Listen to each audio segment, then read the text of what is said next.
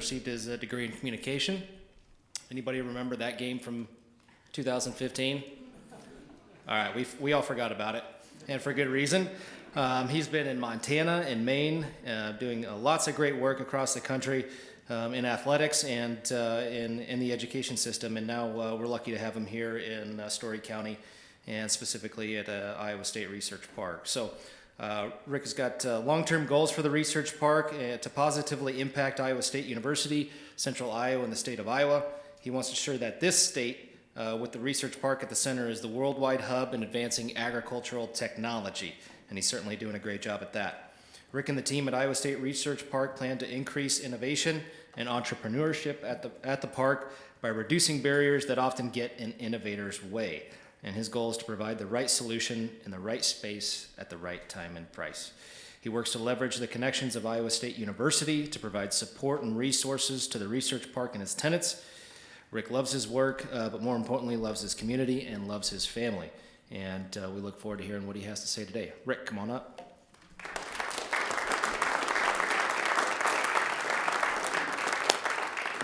Well, I was so excited to get the call to come speak to you all. So the last time I got to speak to Noon Rotary was about 3.5 years ago, about a month after I started this role. So I started this role in spring of 2019. And so when I was invited at that point, I didn't know enough about the Research Park to really be able to talk to you. So I brought Allison Doyle with me, who is my right hand at the Research Park, and together we tag team through. This time I was a little more comfortable just standing up here by myself and talking about what's going on at the Research Park. So I assume everybody in here is aware that we have a Research Park here in Ames and Story County that's affiliated with Iowa State University. But if you're like me, even as somebody who was fairly engaged in the community, prior to about 2015, my knowledge of what was going on at the Research Park was maybe, fairly wide, but about an inch deep. And then two things happened that kind of brought it to light for me. The first one is my oldest son took a job with a company then called Web Filings, who was at the Research Park. He's still with them today. He actually works out of their Chicago office. But the impact that it had directly on my oldest son, being able to go as an intern and then get full-time employment with an entity at the Research Park really mattered. The second thing that happened is Steve Carter, who was my predecessor as president and director of the Research Park, came to me in my role at Story County and said, so we're looking to expand the park, and it's going to be about a $50 million project, and we need the county to participate somewhat in that. City of Ames is participating. Clearly Iowa State is all in, the foundation is in, Research Park is in. We need the county to take something. And so as he and I were looking at what the plans were to expand the park to the south, there was kind of a blank space in the map that he was showing. And I said, well, tell me what's right there. And he said, oh, Rick, he said, that's an old stream bed. We don't really know what we're going to do with it. We're going to have to use it for some drainage. And I said, well, what would happen if we put a county park right there and had trails and showed some things?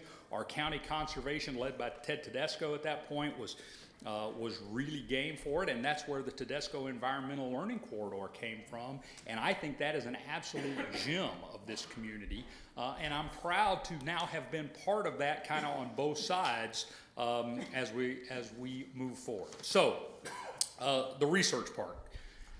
About 35 years ago, some really, really wise people, and at least one of them are in the room right now, came up with this idea that Iowa State University ought to have a research park, primarily to deal with the intellectual property that was being developed at Iowa State.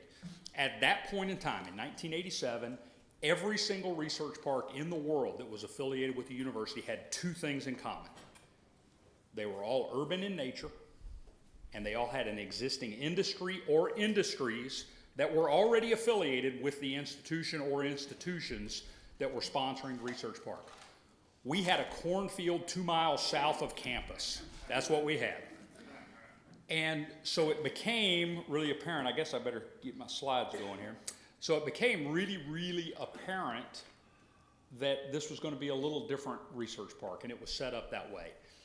And originally what was supposed to happen is This was supposed to be a place for startups. It started with one building on 40 acres of ground, about 26,000 square feet, and it was all startups. It was people associated with the university, be it faculty, students, staff, that had a business idea or were dealing with something special, and they came and started to try to build these companies. Some were successful, some were not. The successful ones would ultimately get acquired primarily by entities on either coast, right? If they were high tech or sciencey, they were headed toward the East Coast. If they were more computer type stuff, they were headed toward the West Coast, and we would immediately lose them once the money came. And so it was really growing them up, they'd get harvested, and they'd move on. About 15 years ago, a couple things started to change. A couple companies were developing in the park that had such close ongoing ties with Iowa State University. Even when they were acquired, the acquiring company found real value in keeping them here, and you really started to see an explosion from the research park. And so what went from one building on 40 acres of ground is now 17 buildings. We're actually under construction on our 18th building, and in final stages of planning on our 19th building on about 500 acres of ground. And so really proud that we've been able to make that. But really the way we've been able to make that is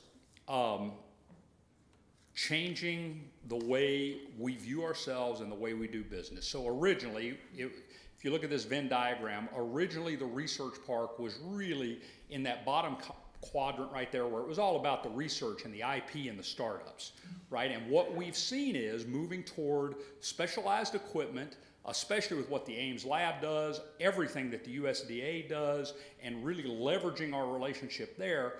But today, 98% of our conversations are about acquiring talent. John Deere is running an exceptional program here in town that others are trying to emulate. So John Deere came in 2018 and they leased one office. They had 5 interns that first year, and the way they did that is they had interns that were with them through the summer, and they started to recognize that they would lose contact with these interns. So they would find a really good intern, and then during the academic year they'd lose contact, and so they wanted to cherry pick a few of their really special interns from the summer and have a place where they could show up for 10 or 15 hours a week, they could get paid, and John Deere would maintain contact and felt like they wouldn't lose them. Well, they had such success that they've grown since 2018. Today they have 120 interns that they're working through them, and what is absolutely unheard of is they're converting 90% of those interns, and when they graduate from Iowa State University, 90% of them become full-time employees of John Deere. Second thing that we've learned that's special about Iowa State University is not only are you acquiring a great employee when you hire an Iowa State student, the longevity with your company goes way beyond students that are acquired from other places. We haven't been able to identify exactly why that is, but as companies are looking into this, the length that they have an Iowa State University graduate outpaces graduates from every other university. So we spend a lot of time on the access to talent. Like I say, John Deere is running an exceptional program that others are trying to emulate, and we're trying to help them emulate it. So no secret to this room, Iowa State University is a special, special place. As somebody who grew up in the South and has lived in both the Northwest and the East Coast, it was always amazing to me at what a special place this was and is that nobody really talks about, right? It's, Iowans are good, all shucks, they let their actions speak for them, and so we know what a special place Iowa State University is, but we were speaking to a federal delegation that's in town visiting earlier this morning, and for most of them, they've never even thought of Iowa, or they got a vague idea that maybe there's something on their plate comes from here, but they haven't thought about it. And when you start to dig down into the impacts that we're having, I like that we're celebrating George Washington Carver, the impacts that we're having and the way we've gone about doing what we do for generations. This is a special, special place, and the numbers bear that out, right? When you compare Iowa State University to some of our peer land grant, our numbers are stronger than most, and when we can get in front of people, they start to really recognize that. So at the Research Park, I told you we had changed the paradigm. So when I spoke to you all about 3.5 years ago, the Research Park had at that point in time about 18% vacancy. COVID hits, we immediately ramp up to 34% vacancy. So the Research Park is a separate, not-for-profit entity from Iowa State University. Me and all my staff are Iowa State University employees, and the only reason we exist is to serve Iowa State University in pursuit of its mission. But we're a separate 501c3. We generate about 97% of all our resources. We've got about 3% that either comes from the state or from the university. But we start each year at 0. And so when you're running at about 15 to 18% vacancy, you can find a way to make it. When COVID hits and we go to 34% vacancy, you start to really struggle to provide those services, because we are a not-for-profit, we're just also not for loss. And so we decided right then we had to take a look at what we were doing and who are we? What do we do? And so we spent some time and we recognized that yes, we're a bricks and mortar. I told you, we're 17 buildings, building our 18th. We'll soon be constructing our 19th building. Very clearly, we're in commercial real estate from that perspective, but that's not who we are, right? If that's what the Research Park was supposed to be, then we could just turn that over to some of the great developers that we have sitting here in the audience right now. We are about connecting entities to Iowa State University, and the reality is the entities that reside at the Iowa State University, and this is mostly true, this is not entirely true, it should be entirely true, they should reside there because they have a need for a very special, robust connection to the university. And the reality is, as they grow up and move out, Smart Ag is a great example of that, right? Smart Ag started in the Research Park, grew up, moved out, and has since been acquired, and we're excited now that Colin Hurd is back with his next entity at the Research Park, and we hope he's going to do the same thing. So as we were thinking through who we are, we recognized that we need to be a place where those innovators, those people who are just so bright, but driven to solve a problem or driven to create a solution, that we need to be the entity that helps them knock down all the hurdles in front of them, right? So that they can do what they do. It's not our job, it's not me or my staff's job to innovate anything. We don't have to understand the research that's going on. We need to know something about it. We need to understand what problems they're having that are keeping these entities from conducting that. And so we started to really focus in on that service. And so what we've seen out of that is we've had 6 real success stories in our innovation spaces. And what's beautiful about these 6 is they all have a different problem, a different mission, and they're attacking it in different ways. I mentioned John Deere and what they're doing with workforce. They also have a spray facility out there where they are figuring out the process where you can have what's called see and spray technology, where along the back of a sprayer, they identify each plant by plant, as it's rolling through the field, and deliver to that plant exactly what it needs to live or die, just in the right amount that plant needs. Fantastic for our environment, fantastic for the cost of inputs that our producers have to use. They've got it now where they can do it at about 9 miles an hour with less than 6 miles an hour wind, but we live in Iowa. Neither one of those two things work. So you'll see sprayers running all the time out there, spraying just water, but they'll go out and spray them and test them, and they're working on incrementally improving that process. We're having fairly intense conversations with John Deere right now, and I think they're going to be successful conversations about really growing John Deere's presence and footprint in the ISU Research Park, and I hope we have more of that to come. Boehringer Ingelheim is another great story. This is one that acquired an existing company in the Research Park and saw such value in the relationship, primarily with Iowa State University, but also the USDA lab, that they decided to keep a presence here. And then they went one step further and said, well, we need our own building. And so they started through the process of trying to build their own building. And my predecessors at the Research Park said, well, we think we can do it for you faster and quicker and cheaper.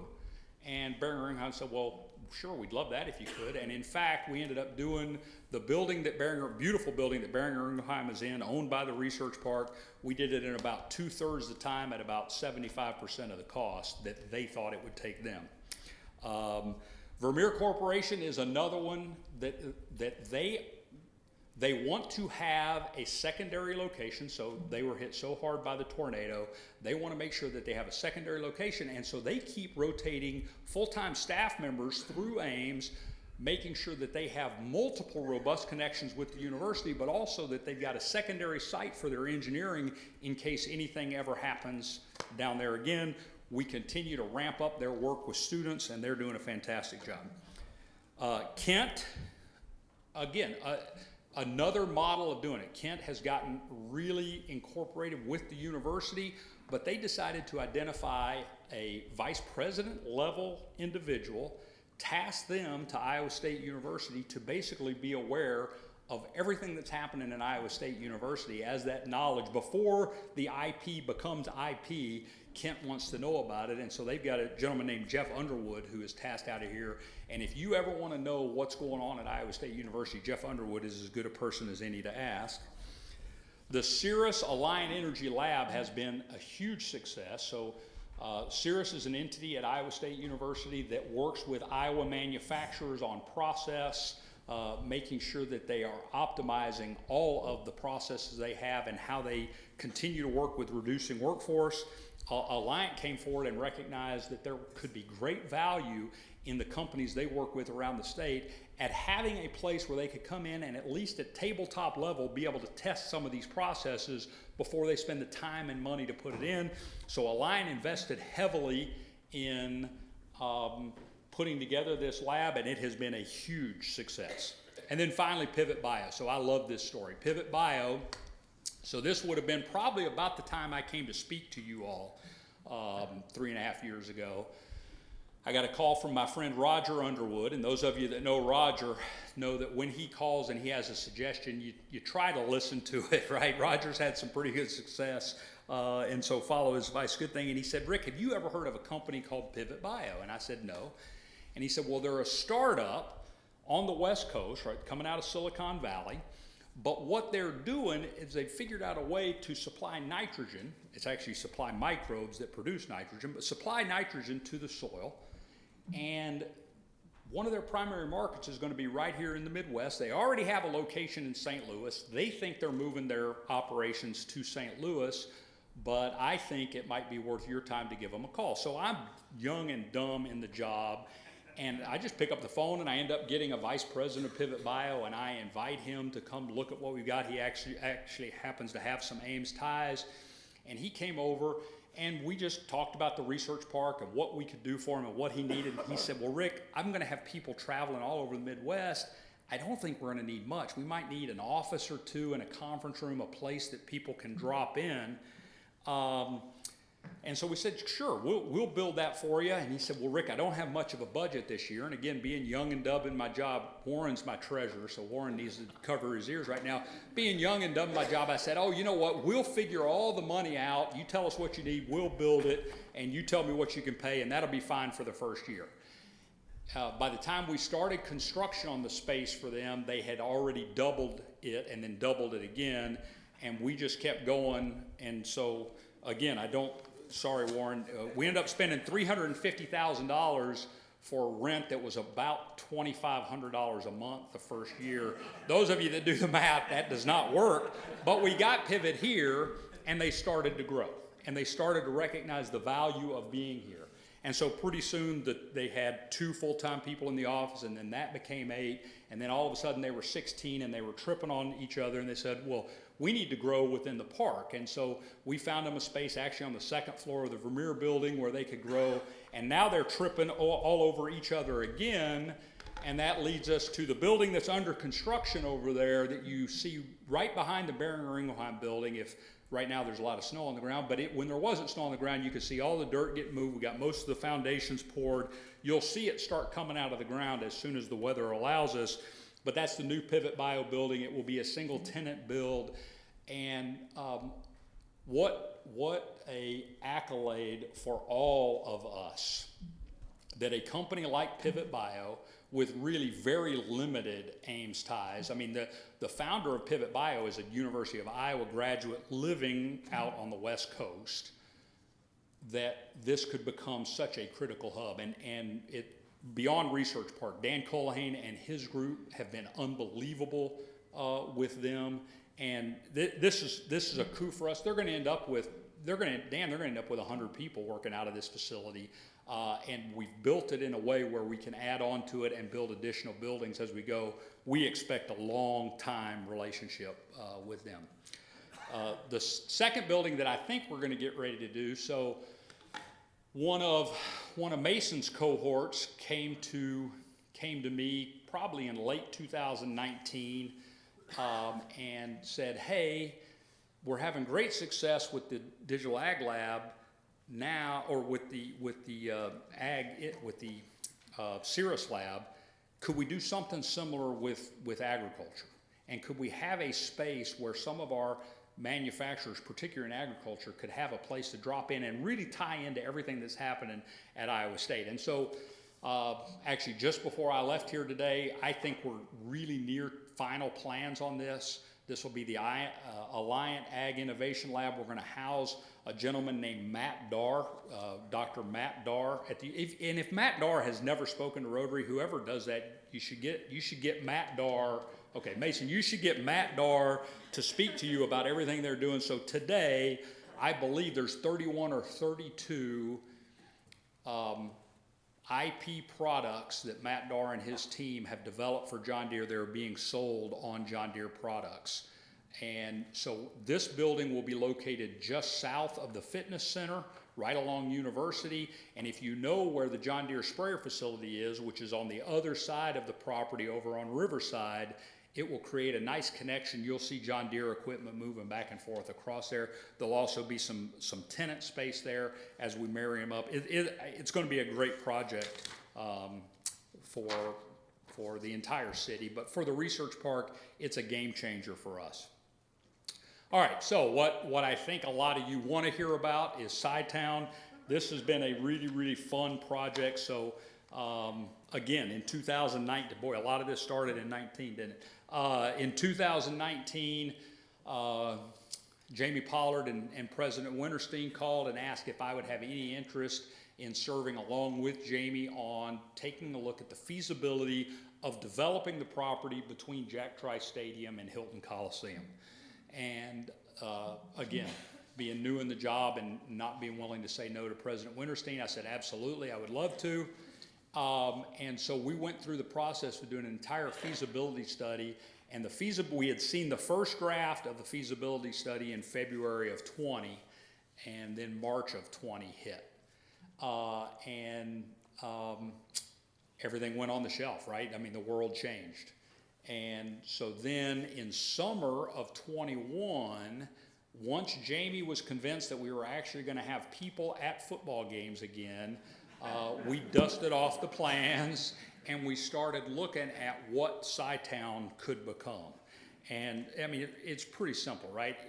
It has to generate new revenue. There's no reason to do this if it doesn't generate new revenues that can be reinvested in the Iowa State Center. Let's talk about the Iowa State Center for just a minute. Can you imagine, maybe some of you were there, I heard one was 90 today. So you could have been in the room when James Hilton came up with this concept of building the Iowa State Center on floodplain property. I mean, the most famous thing about that property is a lady named Nettie Schnook used to fly her plane. She taught Amelia Earhart how to fly ultimately, but she built her own plane and she used to store it right there on that property.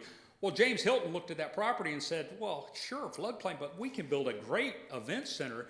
And for Ames, Iowa, and for the Midwest, in the late 70s through probably 2000, if there was anything happening in the Midwest, it was coming right here through Ames because of the Iowa State Center, right? That's where every good concert went. You guys think about it. That's where everything came. And what happened to us is, as so many things with the university, universities are fantastic at building stuff and pretty mediocre at maintaining stuff, right? You can always get donors who want to help you build a new building.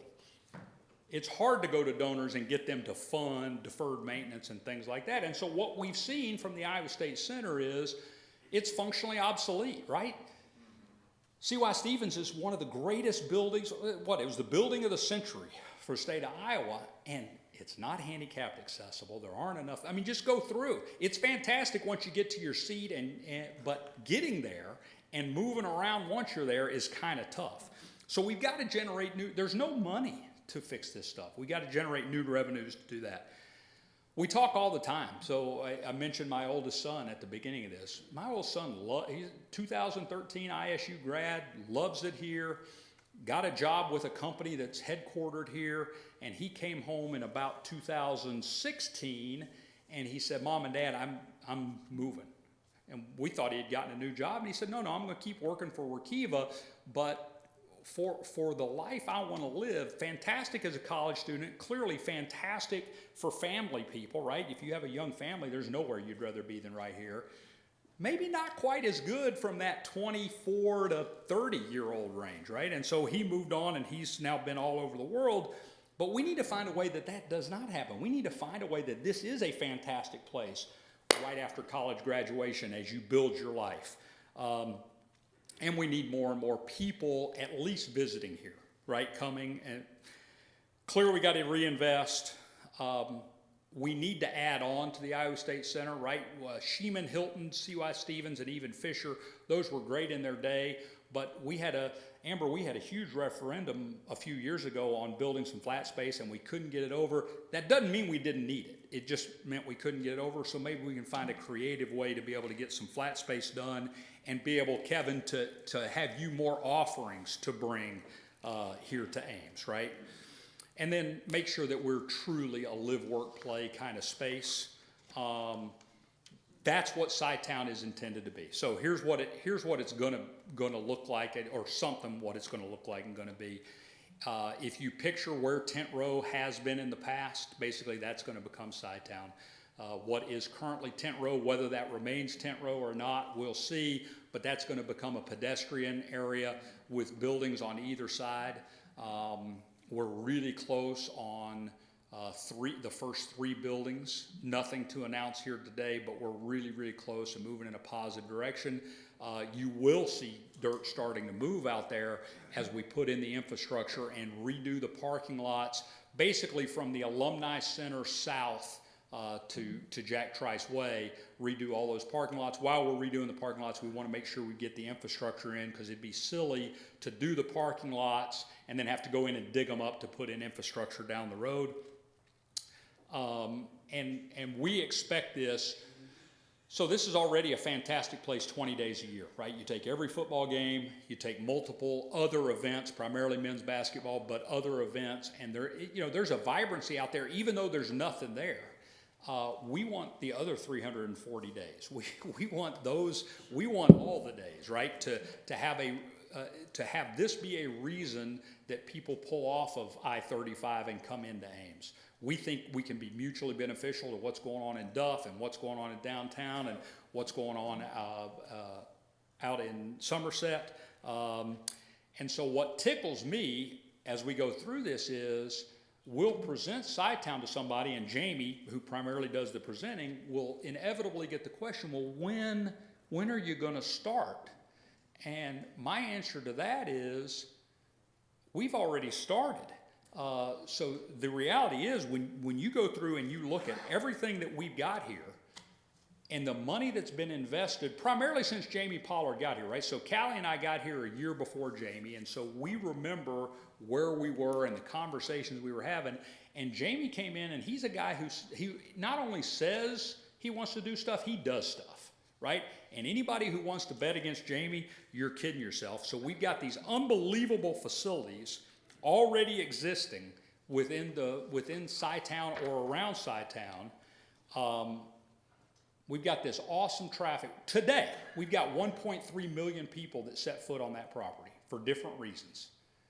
That's before you've built building one. And so some of the companies that we're talking to, some of the entities, when they see numbers like this, they get really surprised and really interested. And then where I was headed is people say, when is this going to start? right? When are you going to get going on this? And we say, well, we've already started. If you think any of these things were done by accident, if any of these things were done without the ultimate goal in mind that someday you could develop that property, you'd be kidding yourself. And you think about how they all fit, right? The first thing we had to do is we had to enclose the south end zone. You had to. There were high school stadiums in Texas that resembled Jack Trice Stadium, right, at some point. Now, high school football in Texas is special, but still. Now we've got one of the finest stadiums. We've always had one of the finest fan bases anywhere. Now we've got one of the finest stadiums anywhere. The Ryman Garden project, I think, fit into this. We saw that on game day. How fantastic was it to have game day out there twice? The Stark Performance Center and the All Ball Plaza, I hope you guys all enjoyed that this year. It changes the way you feel entering the stadium right now, but it also is the southern anchor to Sci-Town. Right? That Sports Performance Center, that's going to influence everything that goes beyond that. The pedestrian bridge and the RV parking went together, and really that was a function of if we were going to take away parking spaces in order to build Sci-Town, right? Because that's going to take up some parking. We can't go down in net parking. We can only go up, right? We already don't have enough parking. We got to find more and more ways to park more and more cars. So we had to figure out a way, and it's 5-to-1, the RVs to cars. So by every RV that we are able to move over there into the new RV parking lot and come in across the pedestrian bridge, we pick up 5 parking spaces for cars. That allowed us to have a net increase on the property even once the development is done. And so that was so important. But you look at this, we've spent about $200 million doing these renovations right here just to get ready to go with Sci-Town. The first phase that you'll see them moving dirt on is it's going to be another $25 million in order to get everything ready to go. And then I would expect you're going to see, could start next summer, probably will start in summer of 25, that you'll see buildings coming out of the ground in Sci-Town. But we're really, really excited about that whole process. So with that, I will stop and take any questions you guys have. It's a fun time to be part of the Research Park and part of Iowa State University, and this is a fantastic community, as you guys all know, to do it in. Questions? Yes, sir. Let Mason get to you with my. How many people are employed out at the Research Park today? Just under 2,500 employees, about 300 student interns at the Research Park. Yeah, we're trying to grow that. So Dan doesn't know this yet, but Dan and I are pushing toward getting that to 3,000 in the next couple years. Other questions? I got to hit one more company. So there's a company out at the Research Park called Dryland Genetics. I love this story about Dryland Genetics. So some scientists at Iowa State University working with seeds. They were working in one of their greenhouses over on campus. They were moving some boxes around. They had a box of miscellaneous seeds. They kind of set it on a shelf and forgot about it. Came back 2 years later, picked up the box. Clearly all the seed stuff is spoiled, but they looked and there were some seeds in this mixture of seeds that had gone through their entire life cycle without any appreciable moisture at all. And so they got really interested in it. They discovered that it was some kind of millet.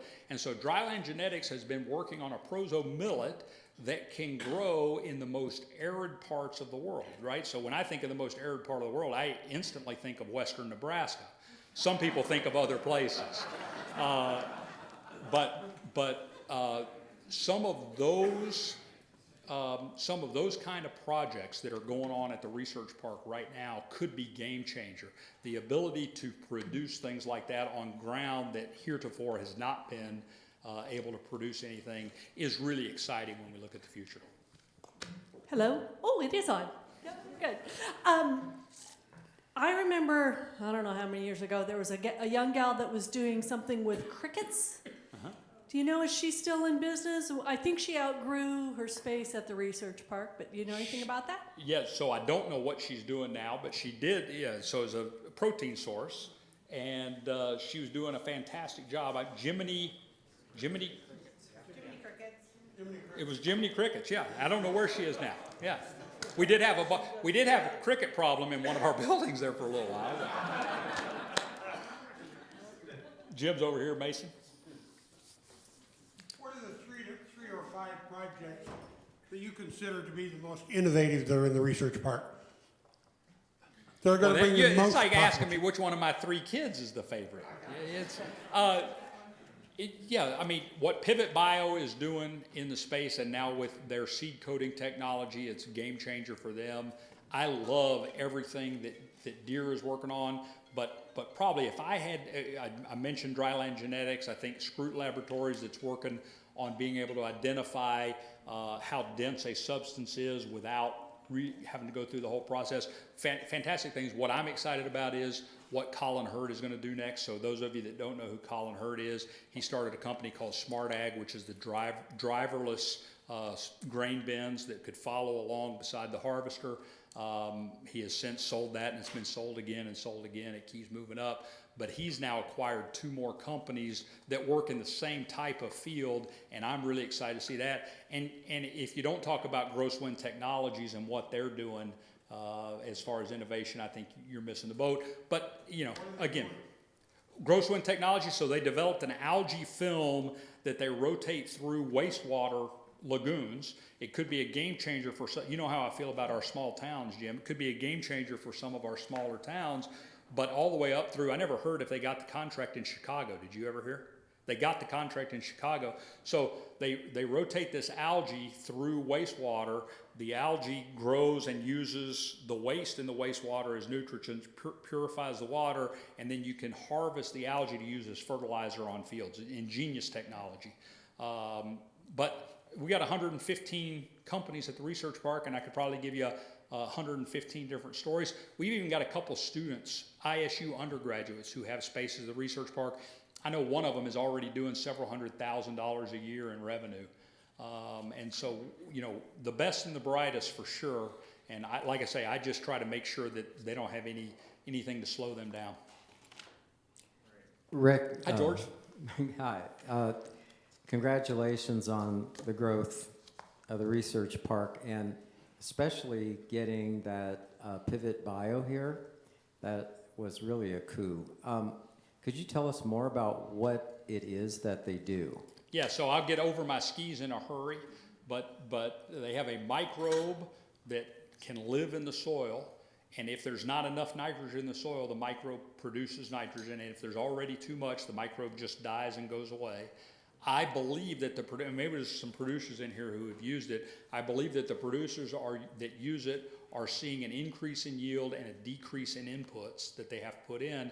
But what's most exciting to a guy like me is it means that we're getting just the right amount on the soil rather than excess, which we know what happens with the excess, right? Ultimately, it finds its way to our waterways and goes from there. Hi, Kevin. Hey, Rick. Hey, great job. Quick question. At one time, you were looking at potentially having a research park facility within SciTown. Are you still looking at that? Is that a possibility? Yeah, sure, it's a possibility. I think we have been really, really careful not to tie any mechanism, right? So there's multiple mechanisms. You can build buildings the university way, right? Which is it's an awesome process, but it's fairly cumbersome. It's, you know, universities don't build buildings quickly. They build fantastic buildings, but they don't build them quickly. Research Park builds buildings a little more quickly, a little more corporate. You also have developers out there who would probably have interest in building some buildings. You could have some owner-occupied buildings. We're working closely with the City of Ames. City of Ames has been fantastic to work with on this, but we're having trouble getting to what we agree to because we don't know exactly what it is at this point in time.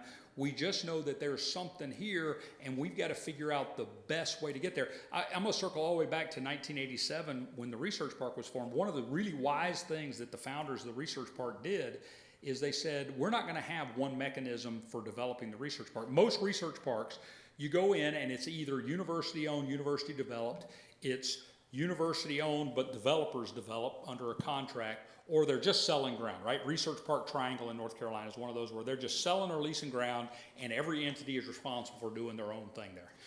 Research Park said, we'll do it all. You go through the research park right now, you can find buildings that are owner built and occupied. You can find buildings that are built by the research park and leased to entities, and you can find buildings that were built by developers that Research Park leases the ground to them. And having that kind of flexibility, I think, is important, and we're trying to maintain that at SciTown. I believe that there will be Research Park type enterprises at SciTown ultimately. But I don't know that. And just to close the circle, so I told you that at the height of COVID, we went to 34% vacancy and we couldn't make it.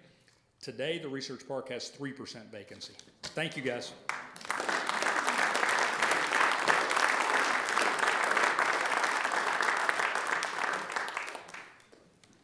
I wish he had some good news to share. Oh, my word. A quick quote, which I think, again, I hope ties into what was just shared. Research is seeing what everybody else has seen and thinking what nobody else has thought. Amazing. To be conscientious of our recycling, I do want to remind you, we do have a place for cans in the back, so if you've got a can, please take that back there.